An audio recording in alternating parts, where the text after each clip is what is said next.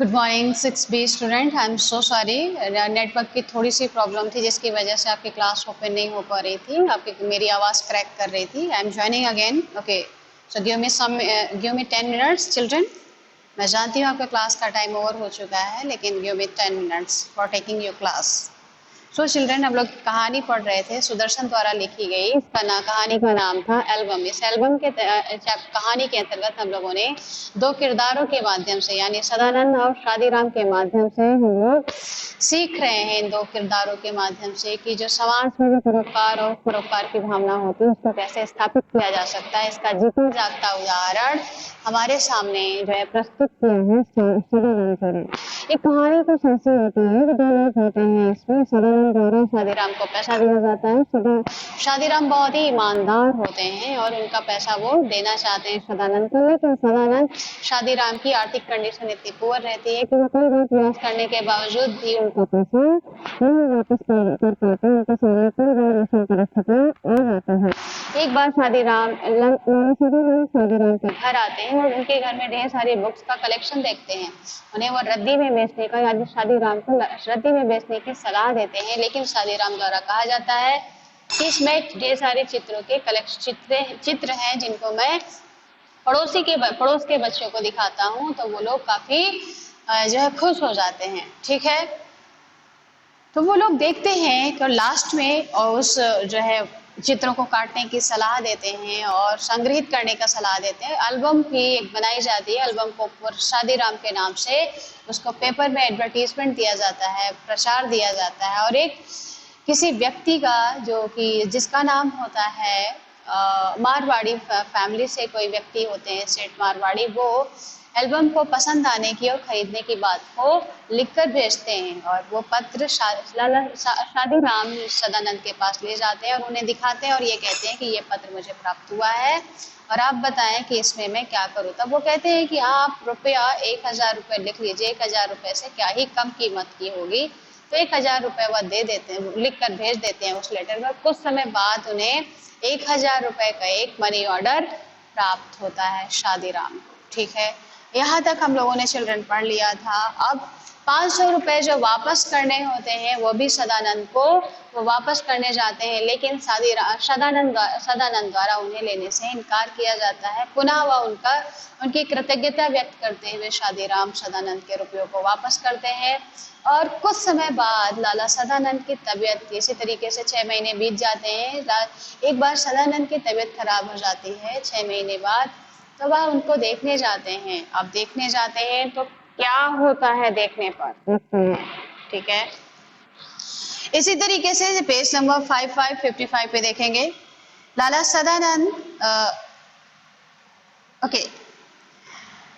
सदानंद बीमार थे। पंडित शादीराम उनके लिए दिन रात माला फेरा करते हैं। माला फेरना में दुआ करना, ईश्वर से दुआ करना होता है। एक दिन लाला सा पेज को टर्न करेंगे, पेज नंबर 5656 पे चलेंगे। एक दिन लाला सदानंद चारपाई पर लेटे थे। पास पर पड़ी चौकी पर पंडित शादीराम बैठे रोगी को भागवत गीता सुना रहे थे। यानी पहले क्या होता था, जो हमारे पेशेंट होते थे उनको जो धार्मिक किताबें, जो स्पिरिचुअल किताबें होती हैं, वो सुनाई जाती थी ताकि उनका ध्यान ना भटके और उनका मन ईश्वर में लगा रहे और उनको आत्मिक शांति मिले, यानी उनके जो है शांति मिले, वो लोग किसी तरीके से घबराए नहीं। ठीक है, इसलिए उनको पास में पड़े हुए चौकी पर बैठकर वो भागवत गीता सुना रहे थे। तभी एकाएक अचानक क्या होता है सदानंद के साथ, आगे देखते हैं। एकाएक लाला सदानंद बेहोश हो गए।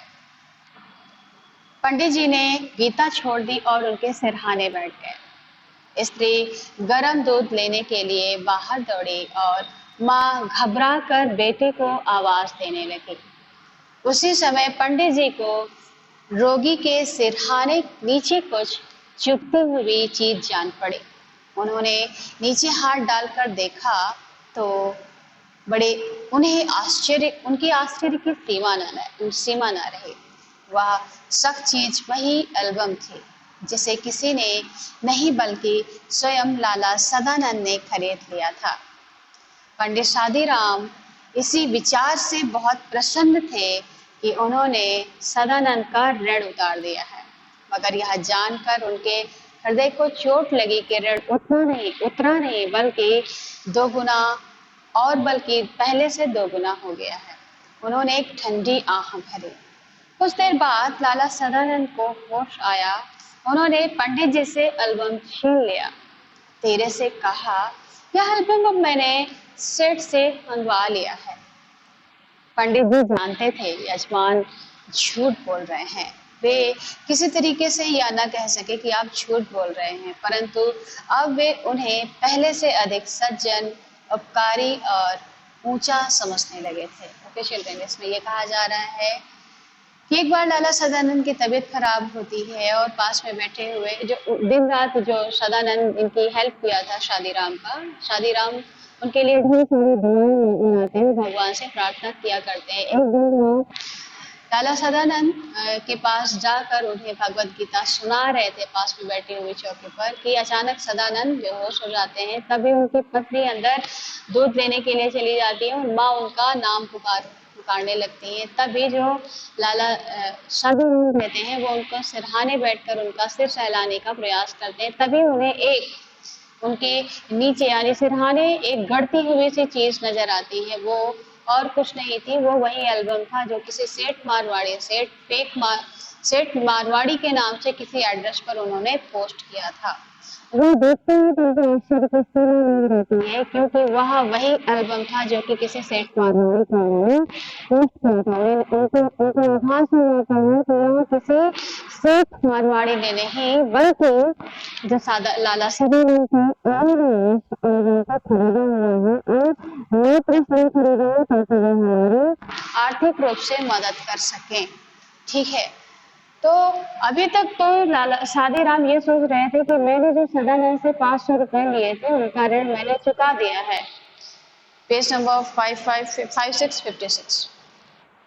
वो सोचते हैं कि मैंने उनका ऋण चुका दिया है, उतार दिया है, लेकिन एक्चुअल में तो उन्हें ये पता चलता है कि ऋण उतरा नहीं बल्कि पहले से दोगुना उनके ऊपर ऋण चढ़ गया है। लेकिन वह जानते हुए भी कुछ नहीं बोलते हैं। और जब थोड़ी देर बाद सदानंद आता है तो शादीराम से वो एल्बम को ले लेते हैं, छीन लेते हैं और कहते हैं, ये जो एल्बम है मैंने उस जो सेठ था, सेठ मारवाड़ी, उससे मैंने मंगवा ली है। शादीराम जान रहे होते हैं कि जो सदानंद है वो झूठ बोल रहे हैं, लेकिन उनकी कृतज्ञता, उनकी मानवता और परोपकारिता के सामने वो कुछ भी बोल नहीं पाते। और उनके जो अभी तक तो उनके सामने एक अच्छे व्यक्ति की एक मिसाल कायम करते थे, लेकिन अब उन्होंने एक ऐसी मिसाल कायम की कि उनकी जो शादीराम की जो निगाहें थी, शादीराम के मन में जो सदानंद के प्रति जो बढ़ गया था। ओके चिल्ड्रन, तो हम लोगों की ये कहानी थी चिल्ड्रन। ओके, इसमें कोई किसी को प्रॉब्लम है आप बता सकते हैं, मैं आपको दोबारा बता दूं। ओके चिल्ड्रन, हमने आपको नोट्स इसके सेंड कर दिए हैं, आप लोग कॉपीज कंप्लीट कर लीजिएगा और हमें अपनी कॉपीज नेक्स्ट ट्यूसडे को सबमिट कर दीजिएगा। लिटरेचर की सबमिट कर दीजिएगा, लैंग्वेज की अगले हफ्ते जमा करिएगा। ठीक है, लिटरेचर को फिलहाल सभी लोग सबमिट करने की कोशिश करिएगा।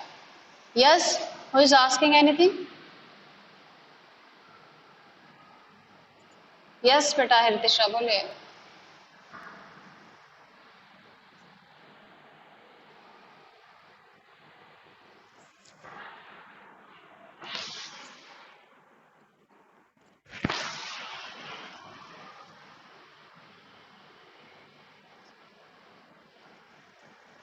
अरे बेटा, रोगी यहाँ पर सदानंद थे। पेज नंबर 55 पे जाइए और देखिए, वहां पर लिखा हुआ है लाला सदानंद बीमार थे, यानी जब उन्होंने पैसा दिया 500 रुपए उनका वापस कर दिया, उसके 6 महीने बाद लाला सदानंद की तबीयत खराब हो जाती है। और जब तबीयत खराब हो जाती है तो शादीराम जो कि मदद सदानंद ने जिसकी मदद की थी, आर्थिक कंडीशन किसकी पुअर थी? आर्थिक कंडीशन शादीराम की खराब थी। मदद किसने किसकी की थी? लाला सदानंद ने की थी। लाला सदानंद ने किसकी मदद की थी? शादीराम की मदद की थी। जब एल्बम किसने लास्ट में पोल खुलती है, राज खुलता है कि एल्बम एक्चुअल में किसने खरीदी थी? सदानंद ने। लेकिन फेक एड्रेस किसका था? शेख मारवाड़ी का था। 6 महीने बाद कुछ समय बाद उनको जब प्राप्त होता है किसका? लाला शादीराम का प्राप्त होता है, जिसमें कितने 1000 रुपए रहते हैं? 1000 रुपीज रहता है, जिसमें कि 500 रुपए जो कि थोड़ा सा कुछ साल पहले उन्होंने शादीराम ने किससे लिए होते हैं? सदानंद से। और शादीराम किसी तरीके से ऋण चुकाना चाहते हैं, किसका? सदानंद का। लेकिन उनकी इकोनॉमिकल कंडीशन बहुत ही वीक होती है, किसकी? शादीराम की। वो इस कारण जो है उनका पैसा वापस नहीं कर पाते हैं। लेकिन जो सदानंद रहते हैं वो भी उनकी मनोस्थिति को, किसकी मनोस्थिति को? शादीराम की मनोस्थिति को बहुत बेटर तरीके से समझते हैं कि ये हमारा पैसा वापस करने के लिए दिन रात एक किया करते हैं, लेकिन इनकी आर्थिक परिस्थितियां बहुत ही विपरीत हो जाती हैं। तो वो अंत में क्या करते हैं? वो एक जुगाड़ सोचते हैं कि उनके घर जाया जाए, और उनके घर में वो जो अलमीरा में रखी हुई ढेर सारी पिक्चर्स रहती हैं, उनकी एक एल्बम तैयार करवाते हैं और उसका एडवर्टीज देते हैं न्यूज़पेपर में। किसकी तरफ से? शादीराम की तरफ से। वो किसी मारवाड़ी ने उनकी एल्बम को पसंद करने की बात को एक्सेप्ट करते हैं। कुछ समय बाद वो उसी एड्रेस पर उस एल्बम को पोस्ट करते हैं, जिसकी एवज में उनके कितने रुपए प्राप्त होते हैं? 1000 रुपए में 500 रुपए किसको देते हैं? शादीराम को। ठीक है। इसी तरीके से 6 महीने कुछ समय बाद इसी तरीके से जिंदगी चलती रहती है। 6 महीने बीत जाते हैं। 6 महीने बाद किसकी तबीयत खराब होती है? सदानंद की तबीयत खराब होती है। तब देखते कौन जाते हैं? शादीराम देखने जाते हैं। सदानंद अचानक बेहोश हो जाते हैं। बेहोश होने के बाद जो शादीराम दूर बैठे हुए होते हैं चौकी पर, वो आकर उनके सिरहाने आ जाते हैं। किसके? सदानंद के सिरहाने, यानी बेड के पास में आ जाते हैं। और बेड के नीचे, यानी बेड के नीचे का मतलब नीचे नहीं, सिर के पास सिरहाने, उनके एक नीचे गड़ती हुई सी चीज नजर आती है। वो क्या होती है? एल्बम होता है। जब शादीराम उसे उठाकर देखते हैं तो वो एल्बम होती है, क्योंकि सदानंद तो बेहोश होते हैं उस समय। तो थोड़ी देर बाद सदानंद को जब होश आता है तो वो देखते हैं कि शादीराम के हाथ में वो एल्बम है जो मैंने परचेज कर ली है। तो वो कहते हैं, अपने उसको छुपाने के लिए कहते हैं कि ये सेठ मारवाड़ी से मैंने इस एल्बम को परचेज कर लिया है, ले लिया है। तो कौन ये बात जान रहे होते हैं कि नहीं, इन्होंने परचेज नहीं किया है, बल्कि इन्होंने ही जो है खरीदा हुआ था। ठीक है। तो इस तरीके से हमारी कहानी का एंड होता है। और वो एक्चुअल में एल्बम किसने खरीदी होती है? सदानंद ने। किस लिए? सदानंद को जो है एक आर्थिक रूप से मदद करने के लिए। ठीक है। इतना समझ गया सभी लोग? ओके, चले। Okay children, thank you. कहानी समझ में आ गई सभी लोगों को? Okay, thank you children, bye bye, thank you, bye.